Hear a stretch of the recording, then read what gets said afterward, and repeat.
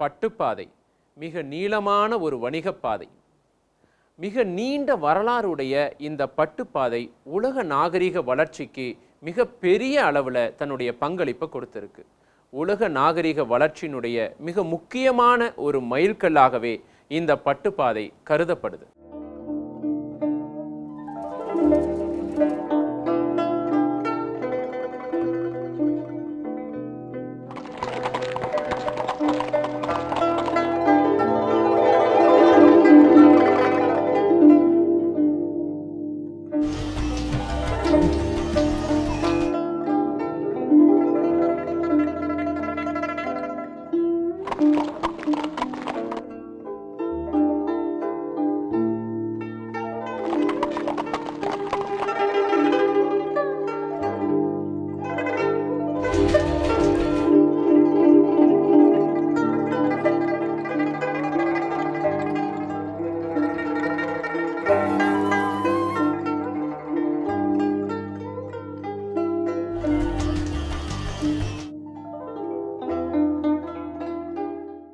சீனப்பட்டு உலகளவில் ரொம்பவுமே புகழ் பெற்றது.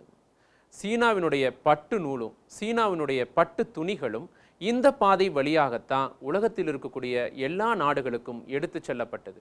இந்த சீன பட்டுவை உலக அளவில் பிரபலப்படுத்தியது இந்த பாதை தான். அதனால தான் இந்த பாதைக்கு பட்டுப்பாதை அப்படின்னு பெயர் வந்தது. சுமார் 2000 ஆண்டுகளுக்கு முன் சீனாவில் திறந்து வைக்கப்பட்ட பண்டைய கால வர்த்தக பாதையான பட்டுப்பாதை உலக புகழ் பெற்றது. சீனாவையும் ஐரோப்பிய, ஆசிய மற்றும் ஆப்பிரிக்க நாடுகளையும் இணைக்கும் இந்த பட்டுப்பாதை கீழே மற்றும் மேலை நாடுகளின் பொருள் பரிமாற்றத்திற்கும் நாகரிக தொடர்புக்கும் மிக முக்கிய பங்காற்றி உள்ளது. சீனாவின் ஏராளமான இயற்கை பட்டு நூல்களும் பட்டு துணிகளும் இப்பாதை வழியாக மேலை நாடுகளுக்கு அனுப்பப்பட்டன. கிமு 2வது நூற்றாண்டு முதல் கிபி 2வது நூற்றாண்டு வரை பட்டுப்பாதை நெடுகிலும் மேற்கிலிருந்து கிழக்கு வரை 4 பேரரசுகள் இருந்தன.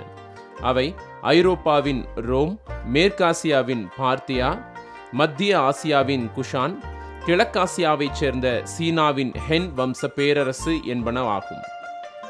இதில் பார்த்தியா என்பது பண்டைய கால அடிமை முறை நாடான ஈரான்.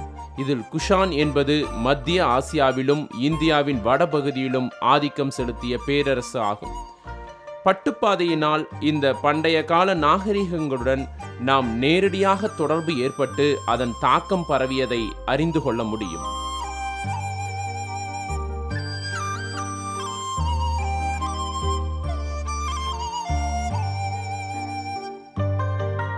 பட்டுப்பாதையின் சிக்கலான வலைத்தொடர்பு மூலம் மேலை நாடுகளும் கீழே நாடுகளும் அடிக்கடி தொடர்பு கொள்ள முடிந்தது. சீனாவின் பொருட்களும் தொழில்நுட்பமும் பட்டுப்பாதை வழியாக உலகின் பல்வேறு இடங்களுக்கு கொண்டு செல்லப்பட்டன.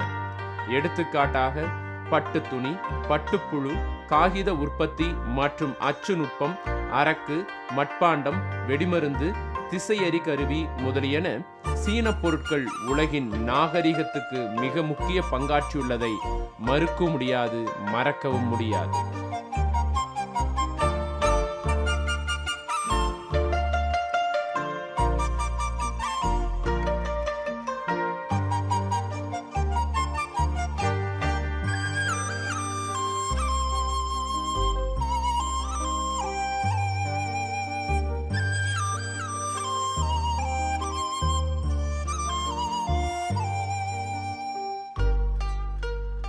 இந்த பட்டுப்பாதையினால வியாபார தொடர்புகள் மட்டும் இல்லாமல் பண்பாட்டு தொடர்புகளும் ஏற்பட்டுச்சு.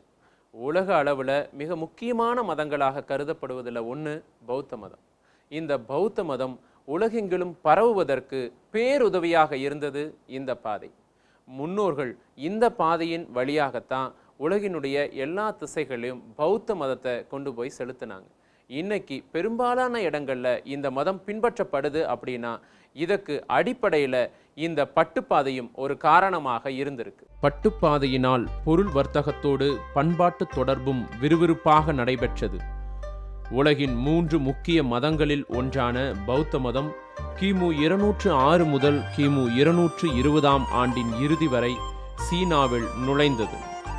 3வது நூற்றாண்டில் செதுக்கப்பட்ட சிங் ஜியாங்கின் கச்சீழ் கற்குகை கோயிலில் இதுவரை பாதுகாக்கப்பட்டு வரும் சுமார் 10,000 சதுர மீட்டர் பரப்பளவுடைய ஒரு சுவர் ஓவியம் முற்காலத்தில் இந்தியாவிலிருந்து சீனாவுக்குள் புத்த மதம் பரவிய அடையாளத்தை பிரதிபலிக்கின்றது. பௌத்த மதம் இந்தியாவிலிருந்து பட்டுப்பாதை வழியாக சீனாவின் சிங்ஜியாங் கச்சிலில் நுழைந்து கான்சு மாநிலத்தின் துன்குவாங் சென்றடைந்த பின்னர் சீனாவின் உள் வட்டாரங்களில் பரவியது. பட்டுப்பாதை நெடுகிலும் இதுவரை பாதுகாக்கப்பட்டுள்ள புத்த மத கற்குகைகளில் துன்குவாங், முகாவ் கல்குகை, லொயாங் லுங்மன் கற்குகை முதலியவை புகழ்பெற்றவை. அவற்றில் பெரும்பாலானவை கிழக்கு மற்றும் மேலை நாடுகளின் கலை அம்சங்களை கொண்டிருந்தன.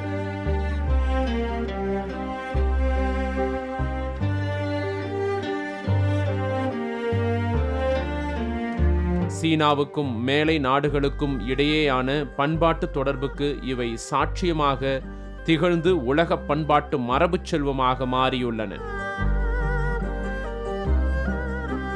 9வது நூற்றாண்டுக்கு பின் ஐரோப்பிய மற்றும் ஆசிய கண்டங்களில் ஏற்பட்ட அரசியல் பொருளாதார மாற்றங்களினால் கடல் போக்குவரத்து வளர்ச்சி பெற்று வர்த்தகத்தில் கடல் போக்குவரத்து முக்கிய இடம் வகித்தது.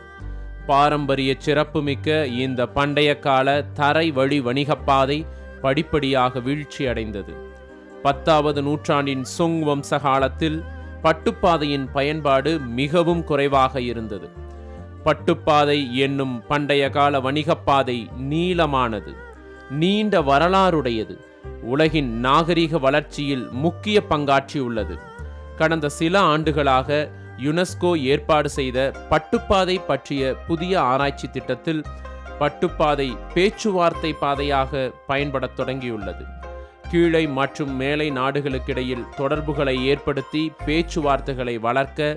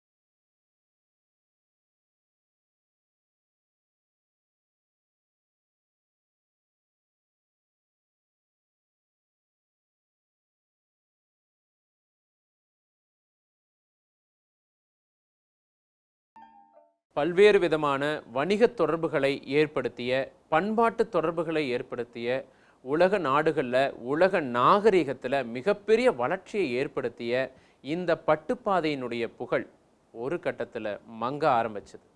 எப்போ மனிதன் கடல் வழி பயணத்தை அதிகரித்தானோ, கடல் வழியாக வணிகம் செய்வதில் மிகவும் முன்னோடிகளாக திகழ ஆரம்பித்தானோ, அப்போ தரைவழி பயணத்தினுடைய தேவையும் பயன்பாடும் குறைஞ்சு போச்சு.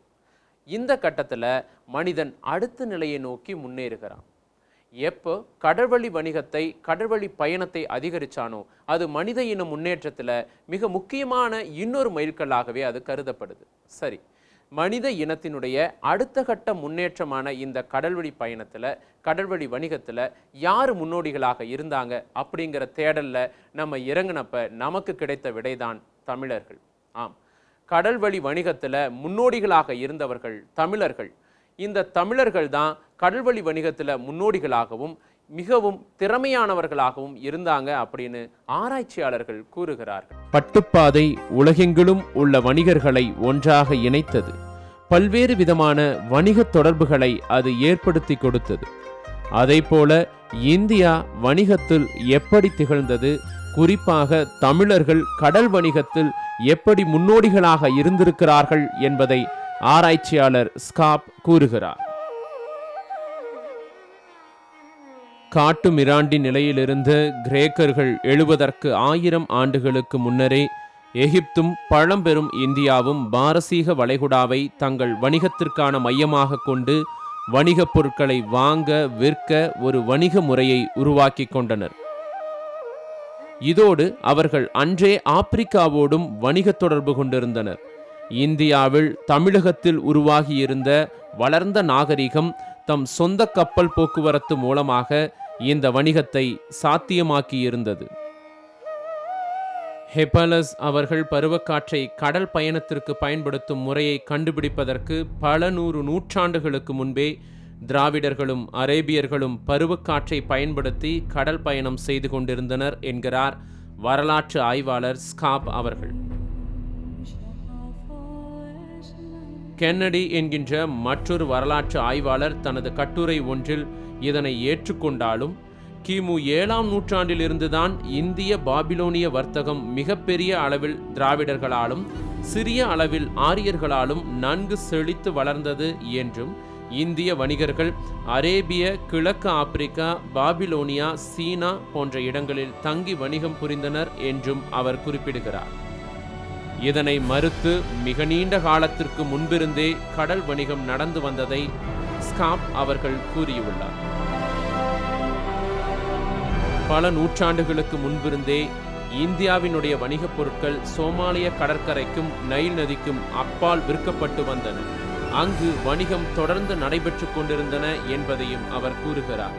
மேலும் நாகரிக வளர்ச்சி பெறா மிக பழங்காலத்தில் ஒரு பழங்குடியினரிடமிருந்து மற்றொரு பழங்குடியினருக்கும் ஒரு கடற்துறை நகரிலிருந்து பிரிதொரு கடற்துறைக்கும் வணிகமாக தொடர்ந்து அவை நடைபெற்று கொண்டிருந்தன என்று கூறும் ஸ்காப் அவர்கள் கிமு 7ஆம் நூற்றாண்டுக்கு மிக நீண்ட காலம் முன்பிருந்தே தமிழர்கள் அரேபியர்கள் மூலம் மெசபடோமிய பகுதிகளுக்கும் கிழக்கு ஆப்பிரிக்காவுக்கும் எகிப்துக்கும் பாலஸ்தீனத்துக்கும் கிழக்கே சீனா வரையிலும் வணிகம் செய்து வந்தனர் என்றும் கூறுகிறார்.